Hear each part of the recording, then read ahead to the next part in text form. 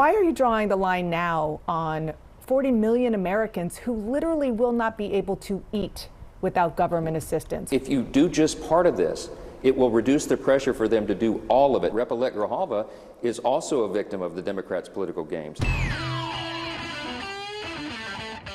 Okay, guys, in the spirit of Halloween, we're doubling down on MAGA ghoul Mike Johnson and debunking his MAGA coke tour as he continues to say, it's not our fault, guys. Please believe me. So if you can, take a second, leave us a like on the video. It helps us out a ton. We're really trying to get to 30,000 subscribers, and let's hop right in with some fact checks ready. The reality is that this has been a stalemate for 30 days, and it's not just Democrats. You also have one of the most conservative Republican senators, Josh Hawley, who says, at least please move money around to feed people. Why not consider that? Because if you deviate from the goal of reopening the entire government, Chuck Schumer and the radicals over there will continue to play games with people's paychecks, their livelihoods. And if you do just part of this, it will reduce the pressure for them to do all of it, to do their basic job, and that is reopen the government. Guys, I kid you not, like not even 2 days ago, the MAGA line from top to bottom was Democrats are using your pain as leverage. They're terrible for this. And obviously that was untrue. But now here's Mike Johnson seemingly 180ing on that position, saying using pain for leverage is cool because even when a super conservative member of his caucus is suggesting a standalone food stamp bill and Chuck Schumer and the Democrats agree and say they'll unanimously support this, he's saying he won't bring it to the floor because they'll lose leverage in this situation, even though that would objectively improve the lives of 40 million Americans. They just don't want to compromise. It cannot be made any clearer for you guys. They feel they do not have to negotiate because they have a 3-seat majority. This is not how democracy operates, and they want to let people suffer as long as they can. It no longer needs debated who's the shutdown's fault and who deserves the blame. MAGA is admitting to it. Can I just ask you, because you mentioned it, that you all have found ways to pay members of the military, which, you know, people understand, and WIC, which people also understand.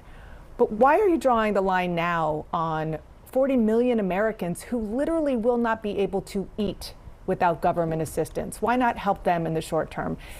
And why are they? Wait a minute. Yeah. Wait, I reject the premise of the question. I'm not drawing the line. The Democrats are drawing the line. If we had a contingency fund that we could use, that would be done. The White House has demonstrated over and over, the executive branch, all the cabinet secretaries are doing everything they can to mitigate and reduce the pain. But that ability is not available for SNAP because the contingency fund had to be prior authorized by Congress. Well, they say that that's not what the law shows. No, well, that's ridiculous. Certainly the administration has shown that they are very happy to move money around without Congress saying yes. Exactly, guys. These people, without congressional approval, found money for the military, for WIC, for $40 billion to send to Argentina to bail out their failed small government principles. But guys, we're beholden to the law, and that's why we can't do anything for food stamps. But they definitely are the party who care and are so upset about food stamps because, well, that's why they cut $186 billion from it in their one big beautiful bill, of course. I've never seen a party fight so proudly, so openly for higher food costs, higher healthcare costs, all as prices are actively increasing across the board, unemployment is actively rising across the board, and everything in our economy is falling apart. Like, who is any of this for? Oh yeah, the wealthy. I want to ask about something that has been going on for a long time, or maybe not been going on for a long time in the House of Representatives, and that is Congresswoman-elect Adelita Grijalva has not yet been sworn in. Today's her birthday. She was elected on September 23rd. She's now the longest elected member of Congress she's waited the longest to be sworn in of anybody. You say you're going to swear her in when the government reopens, but you know, you've sworn in Republicans during pro forma sessions before. Different times, different circumstances. No, Rep-elect Grijalva is also a victim of the Democrats' political games. As soon as we return to a regular legislative session, we will do that. I'm following the Pelosi precedent, as I've explained on CNN many times. Again, guys, we're talking about the longest ever wait for a Congress member to be sworn in. It's historic. There's no precedent. That's what historic means.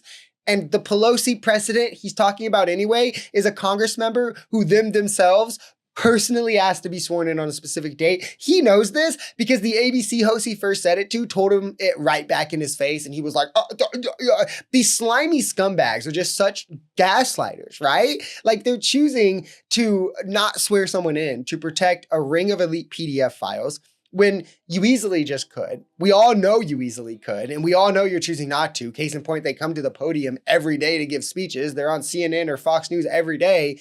Can't swear them in though. And then turning that around to be, oh, well, it's the Democrats' fault that we can't release the elite PDF file ring because they won't open the government because, I mean, who knows what plan they have then when the government opens. It increasingly is becoming obvious to me that Mike Johnson is kind of the puppet, the useful idiot for Trump to like keep the files from getting out at all costs because clearly his name is littered throughout them and he's using this shutdown to his benefit to do so.